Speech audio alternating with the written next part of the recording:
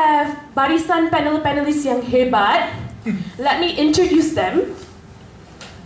Yang paling kanan sekali, Encik Syarat Kutan, seorang producer with BFM, yes? Rancangan A Bit of Culture, who is also a former activist with Suaram, former member of CIJ, obviously worked during the Reformasi era, a website called saksi.com, yeah? Okay.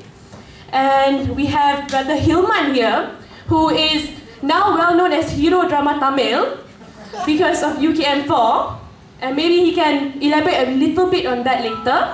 And we have next to me my dear friend Nicole, who also, although young, walaupun muda, tetapi usianya tidak menggambarkan kehebatan perjuangannya. Okay?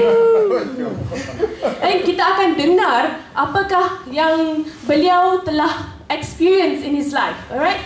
So, I'm just going to go straight into it because we don't have much time here. I'm going to start with Mr. Syarat. Okay, as a lecturer and as a lecturer and activist, would you enlighten us with your experience and your views, because you've been to both sides. You were an activist before, and then I was told you were also lecturing at one point, right? So, what is your perception in regard to student activism? Yeah. Okay. Do I just speak without that? Oh, okay. I had something prepared. I just want to say that I watched this film many years ago, and it interested me, or it has a strange quality for me, because I've actually know some of the people in the film, as it were. Not when they were that young, but Aristides Katapo, who I interviewed in 1996 when I went to Jakarta following the crackdown on the PDI office that led to this massive crackdown just before the end of the New Order. And I did a story, and Aristides Katapo had become quite a well-known veteran journalist. By then he was the head of Suara Pembangunan. And of course Arif Budiman, who also came here partly because of the kind of activism around the East Timor cause in the mid-90s. And he's famous for, Arif Budiman being Suhoki's brother, famous for his strategy of Golput, Golongan Putih, which was an attempt to throw a wrench in the New Order democracy system, which kind of forced, as if you know a little bit about the New Order, there were only 3 parties allowed.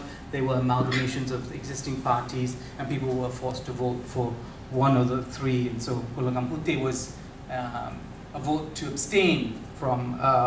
Now, one of the things I thought was really curious is what if Suhoki had lived to see some of the consequences of his own activism as he fought against the Sukarno regime and ushering in an extremely brutal regime of Suharto, and what he would have thought about his role in that history. But I'm not a historian of Indonesia, so I don't really... I haven't come quite to your question. Have I finished my time? No, that's okay. We can buy more time, right? Okay, very quickly, I mean, one of the things I learned about Indonesia in the mid-90s was that, and this is the echoes with Malaysia, is the AUKUS situation, the laws that govern what students can and cannot get involved in. Indonesia had something similar called, I don't know, I think Undang-Undang Normalisasi Kehidupan Kampus or something like that. I can't remember the exact term, but because I wrote a story about it in a magazine called Men's Review. What I learned was that the control over the campus life, student activism within campus, led to students developing activism outside of campus. And they started with something called Kelompok Diskusi, which where students got together and read books. And as that developed, they thought, increasingly about the nature of their own activism, their involvement with larger society, and they started getting involved in the issues of ordinary people. And Kedong Ombo, the dam thing, peasants were losing their land, and Kedamombo was this dam, and students got involved, and that was the genesis for much of the activism that was to come after it. And that, sometimes it's curious that laws that are repressive can have all these unintended consequences. I think that's one of the things that I think of. Very briefly, your question, both sides. I mean, I have taught in private universities in the Klang Valley. I must say that I do find students essentially disempowered. I'm not quite sure why. Maybe it's because so many people in higher education don't know why they're there.